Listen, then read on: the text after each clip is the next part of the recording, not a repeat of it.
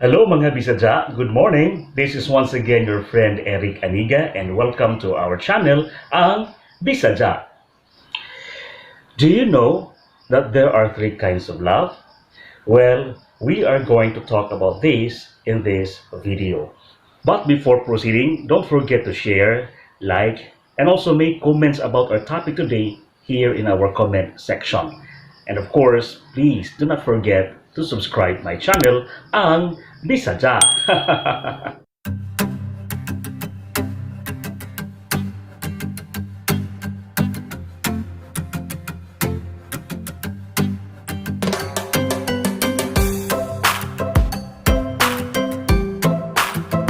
Unsa may imong hibaw-an may tungod sa gugma? What do you know so far about love? Well, according to one famous philosopher, a Greek philosopher, Plato, mingon siya that there are three kinds of love. And what are these? According to Plato, the first kind of love is erotic. Erotic love, according to Plato, is the first and the most basic or perhaps the lowest kind of love. Unsa man din ang erotic kind of love? Ang erotic kind of love is based on feelings.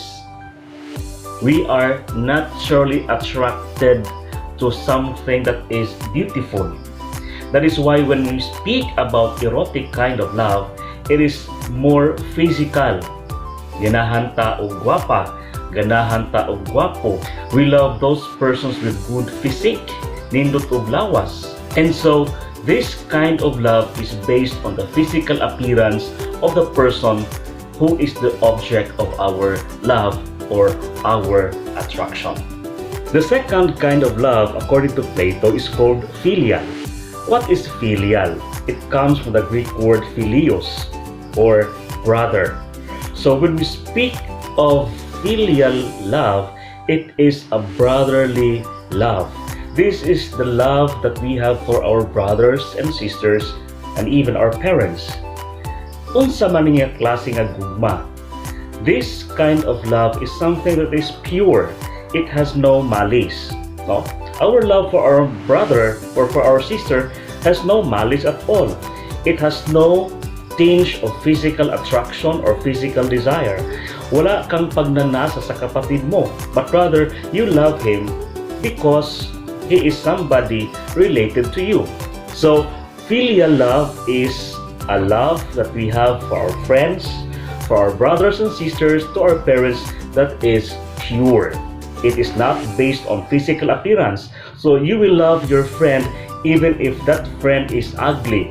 You will love that friend despite his physical appearance, because that kind of love is brotherly or sisterly. A kind of love that we have for those people who are close to us. And the third kind of love is agape. According to Plato, agape is a kind of love that is unconditional. It has no condition at all. If in erotic love, you base your love or feeling on the physical appearance or the physical attributes of the person, and in filial love, it is based on relationship. Here in agape, it is unconditional. You will love the person no matter who he is or no matter who she is, and without any condition at all.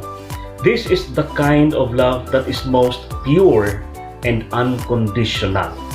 If we are going to compare the three kinds of love, then we can say that erotic is the lowest kind of love according to Plato, because it is only temporary. So long as the object of your love is still beautiful or handsome, then you will love that person. But if or when the physical appearance disappears, no, di na siya gwapo, di na siya gwapa, magniwang na siya, then your feeling towards that person starts to fade. Mawa na ang imong attraction anang tawhana tungod kay nawa naman ang mga butang nga nakapa-attract nimo in the first place. Secondly, in the filial kind of love, according to Plato, it is still conditional because you will love that person if that person will love you in return. If that person shows to you good relationship, if that person can still give you something that you need, then you will love that person. Tama? Di ba? Sa atong mga igsuon o sa atong mga igagaw, kung kanang igagawa, kung kanang igsuon na can still give you something that you need, then you will continue to love that person. You have condition with this kind of love. Even if this love has no malice, it has no physical attraction as basis of your love, but mao na ang atong mga kondisyon. If that person magpabilin nga buotan nato, then magpabilin po tang buotan nila.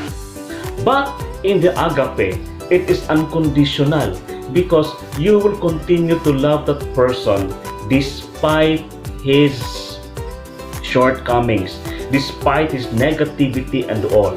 Padadyon ka nga mahigugma even if that person will no longer love you at all.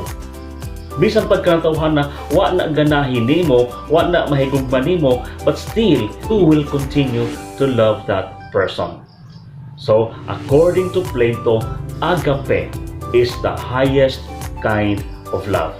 And in fact, according to many scholars, the love of Jesus Christ to us is the best example of the agape because Christ loved everybody, even his enemies.